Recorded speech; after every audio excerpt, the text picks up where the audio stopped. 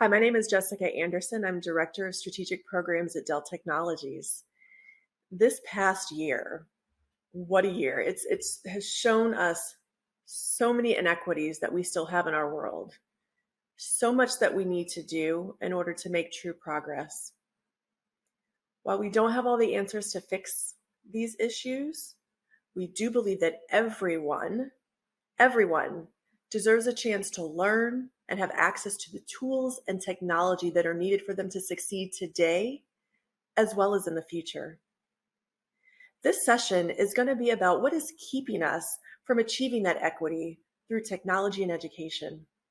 We're going to discuss our roles in our jobs and our lives in our communities and ways that we can build upon what's going on today in order to make the future more accessible for communities who historically do not have accessibility. I would love for you to welcome with me our panelists for today, Emmanuel Acho, Fox Sports analyst, host and producer of Uncomfortable Conversations with the Black Man, Talia Milgram Elcott, Executive Director of 100K and 10, and Trinity Thorpe-Lubnevsky, Senior Director at Comcast. Panelists, thank you so much for joining us today. COVID-19 has really caused all of us to have to live differently, work differently, and learn differently. The past year has shown an immense light on inequalities that quite frankly have been around forever, but they've just become exponentially worse. Emmanuel, I'd like to start with you. Given that we've seen a dramatic increase in the disparity of opportunities and resources and support across socioeconomic backgrounds, can you tell us a little bit about your experiences over the last year, what you've learned and what you've observed as it pertains to the digital divide and lack of access of resources across the United States? Yeah, I think the last year has really just been a microscope, if you will, over the issues in America at large. Over the last year, we've seen an uprising, not only as COVID, you talked about in a global pandemic, but there's been such a racial divide and racial unrest, if you want to talk about the plague and the pandemic and the virus of the mind, which is racism. So what is ultimately a cure? And a cure, in my opinion, at least part of the cure, it stems from knowledge. It stems from education. But knowledge and education, they come about through resources, specifically digital resources in a digital age. When you think about the educational disparity and the digital disparity between Black and brown people and white people, that is just another instance of why there is such a gap in our society. And so when I look at this year specifically, now that we're finally seeing the disparities in our country under a microscope and everything is being brought to the surface, how can we get to the root of these issues? And we have to, I think, start to get to the root of these issues by addressing some of the digital divides and the educational divides, and which lead into the economic divides. That's great. And I think this leads really nicely into Talia. As we talk about those educational inequities, this is a personal passion of yours. And you and 100K and 10 have been really working to try to figure out what are the root causes of some of those educational inequities. Can you talk to us about what you've seen play out in the classroom and the education setting? And especially as your organization has been looking at this across the last year, are there things that you are looking to do differently in order to help these inequities? I'm so glad you asked. Not that long ago, we thought that the new digital divide was the choice to get rid of devices or to turn off screens, and that screen-free kids were going to be the ones who would have the greatest opportunities in the 21st century. But COVID has turned all of that upside down. And what it's revealed to us were these deep inequalities and unfairnesses in our system that were there all along. So what does that mean right now? It means that right now there are more than 15 million kids who haven't had a chance to learn all year because they don't have access to internet, or they don't have access or an ability to use a device when it's time to learn.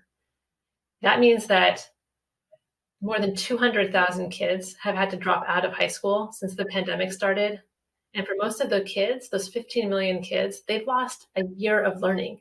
if you're a 7-year-old or an 8-year-old and you've lost a year of learning, that is the more than half of the time you have been in school to date. So we're seeing something with COVID. It was there all along, but we had kind of masked over it.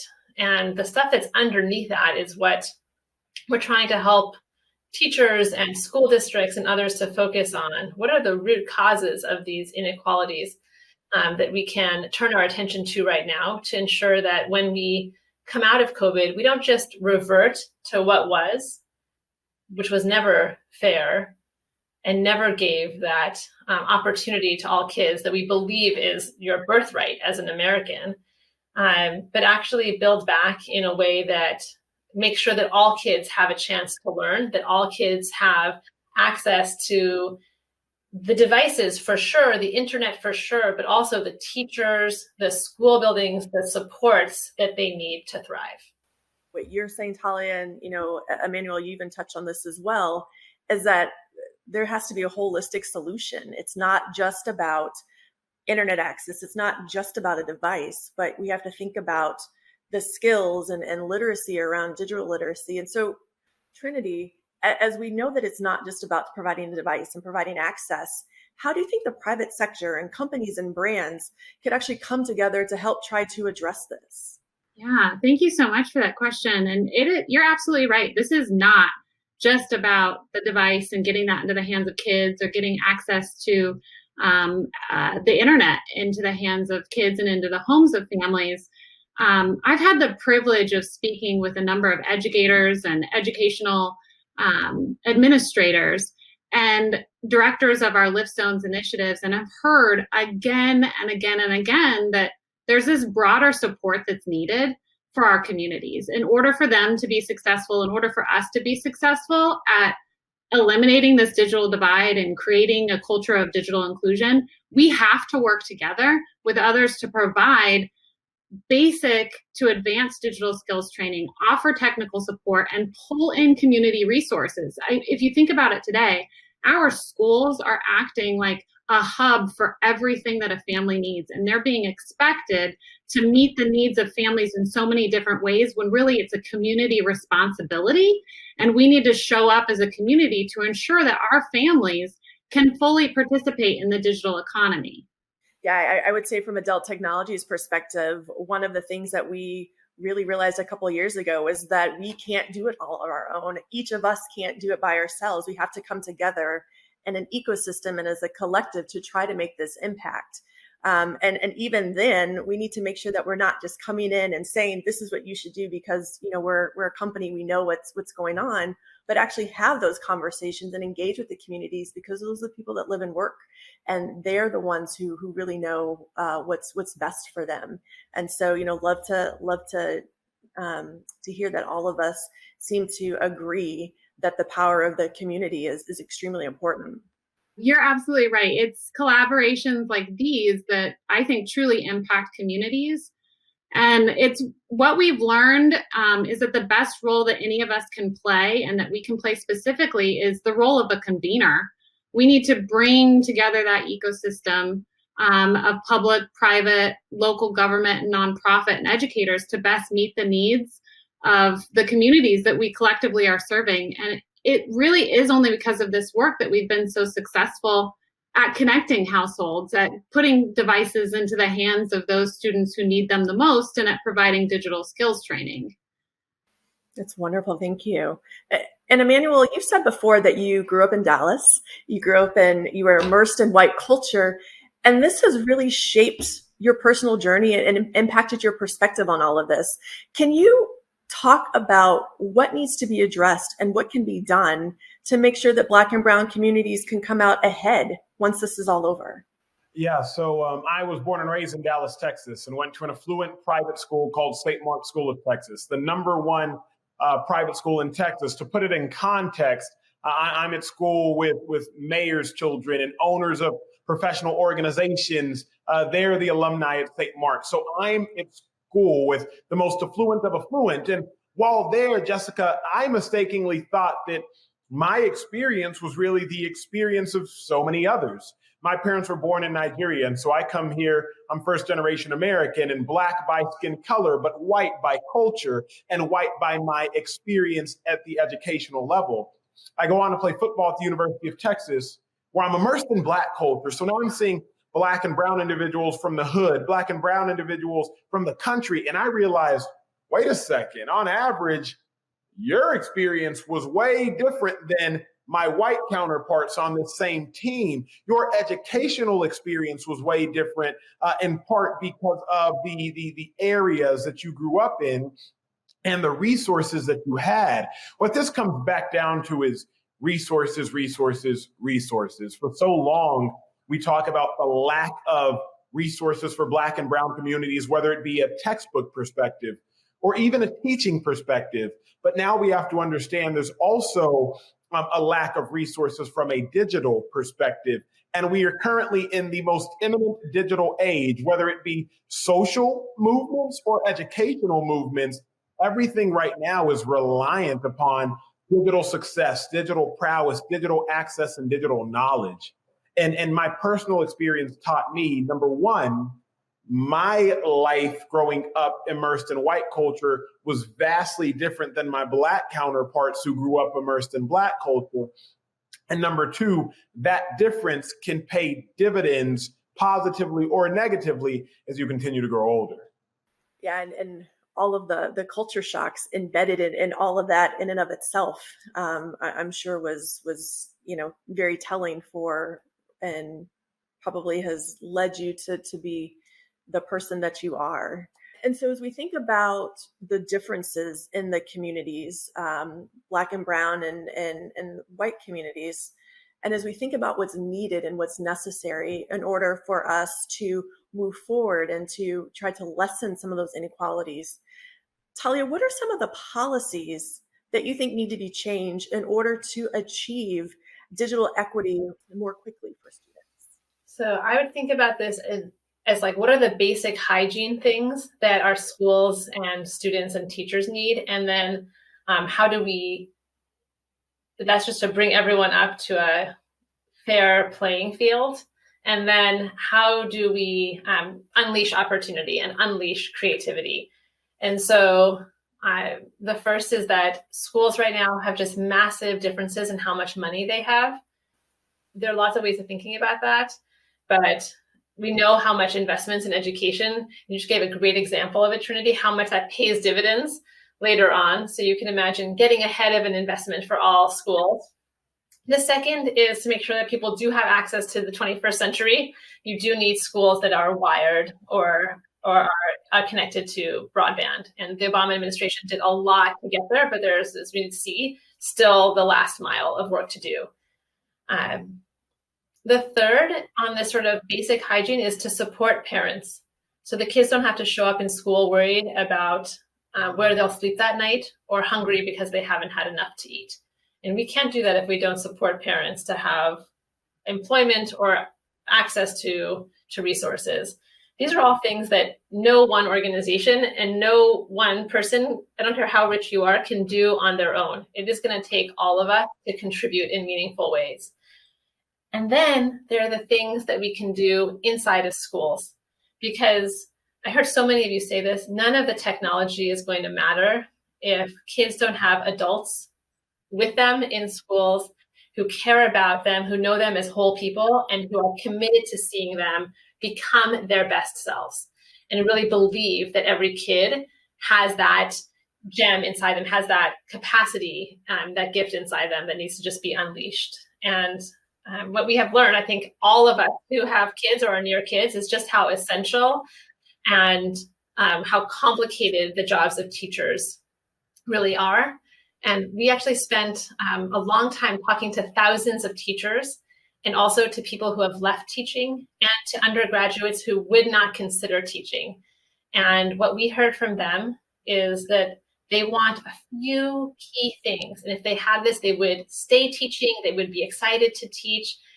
They want chances to grow during the school day. They want times for collaboration and for professional growth. They want a boss who looks out for their growth. No different from what I would want or any of us would want out of a job. they need to be paid so that they can focus on their teaching. They need to know that they can earn, but also have a trajectory of leadership. And they would like some support, some resources to help them to do their work better, whether that's curriculum or textbooks or other things. But just those first things, I want to underscore, because more than anything else we heard, and we thought we were going to hear stuff about money or raises or bonuses, but actually more than anything else, what we heard is just time to grow during the school day, professional development and collaboration, and a boss who's committed and invested and accountable for that growth. That's something that every school should be able to provide to every teacher, so that those teachers can go ahead and in turn provide our kids the opportunities to grow and to be their best selves. Emmanuel, I'd love to hear your thoughts on what policies or policy changes you think need to be addressed as well. I think before you get to the policy, you have to address the policymaker. And Talia said something previously, which we just kind of skipped over. I think the issue we face so often is the policymakers don't thoroughly understand those for whom they're making the policy. And as a result, there's a disconnect because you have the people making the decisions, the people that are creating the policies.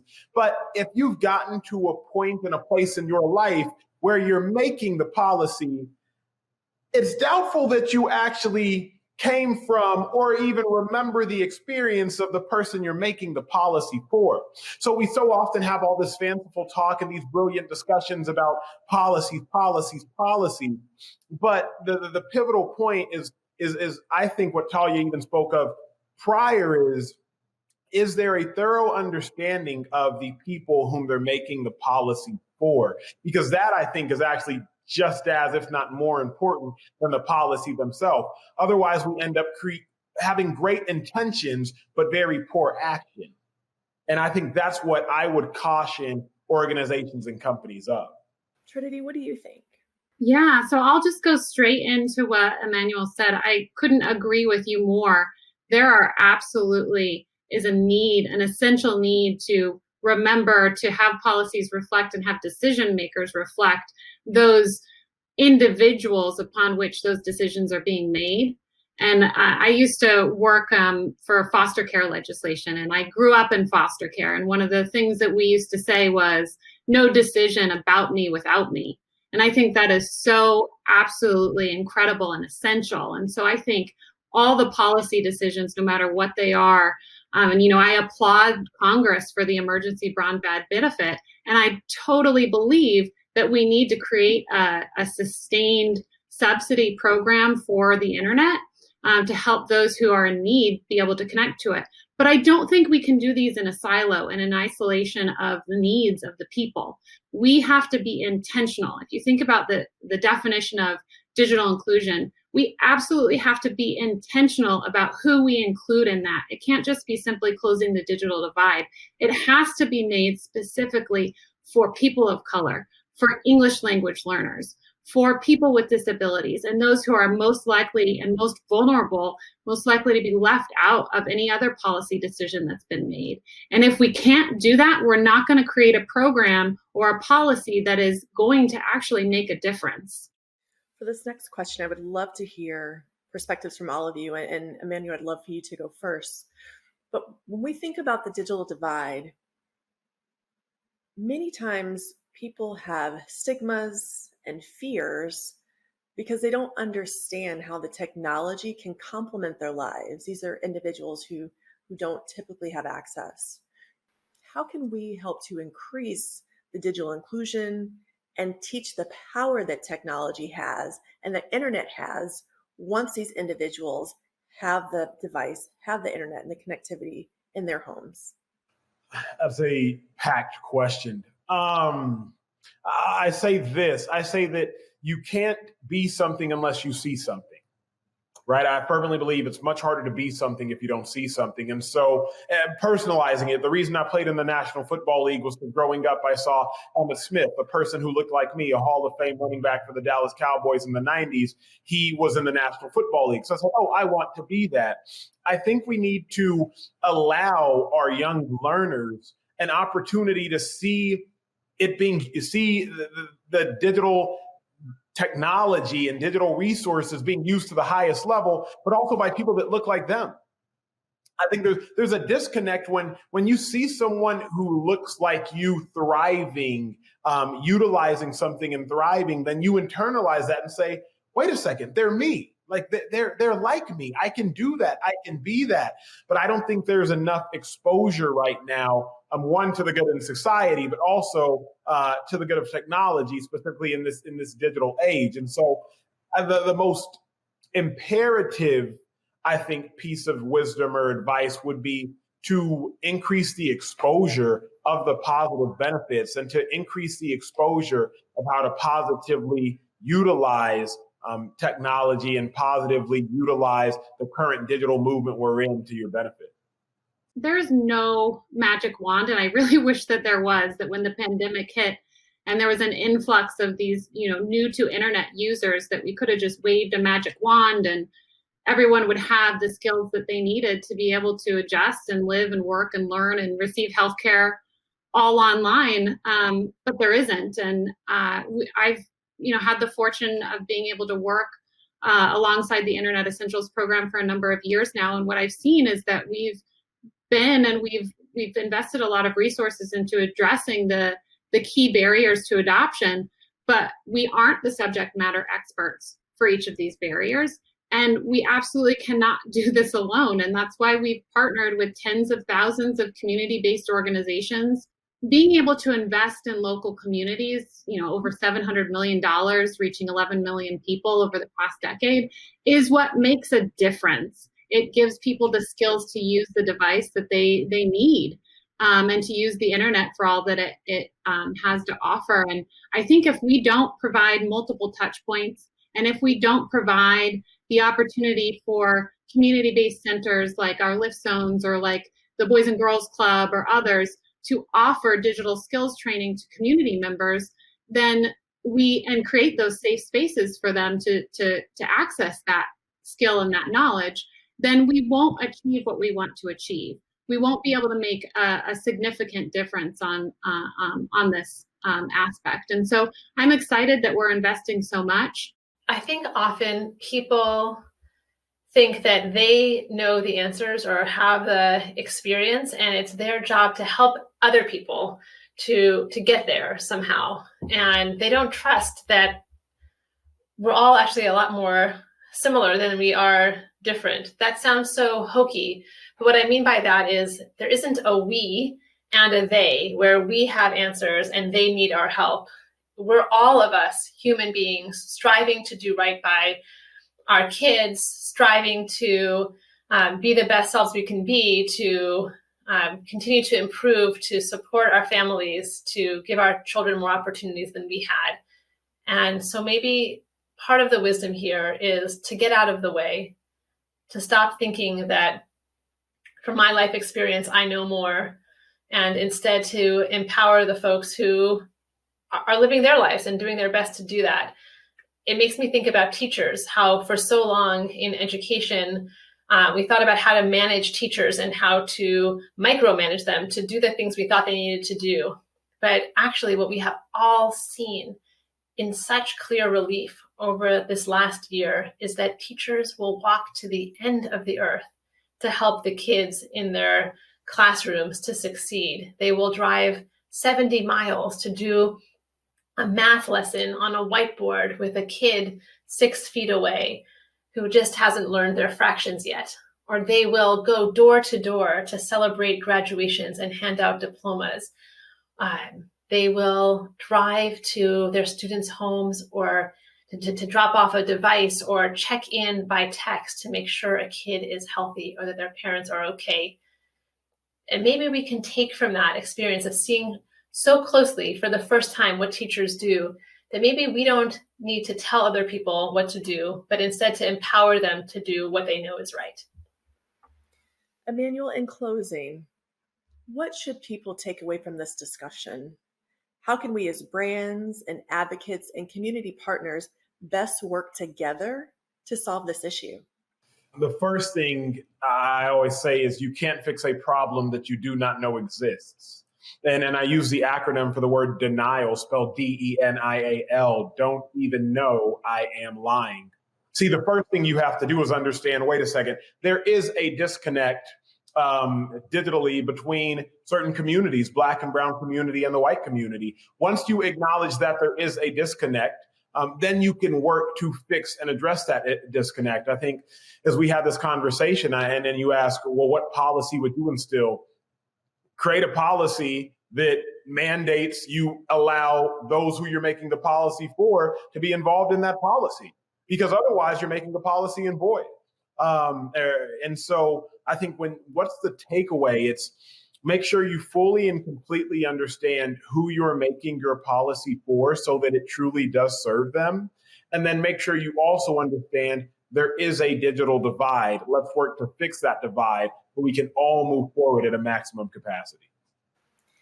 As we close, there are a couple points that really stuck out to me that I think would be wonderful for us all to go home with thinking about. One, if you can't see it, you can't be it. Two, if we're going to really try to make policy changes, we need to think about and actually include those individuals who are going to positively be impacted by those policy changes. And three, as we think about the funding that's needed on the resources, we need to not only focus on the young people, but we also need to focus on everyone else who is around them, who are supporting them, their community, so that we are all coming together in order to try to make systematic change that's going to decrease the digital divide. Thank you all for joining us so much. Thank you.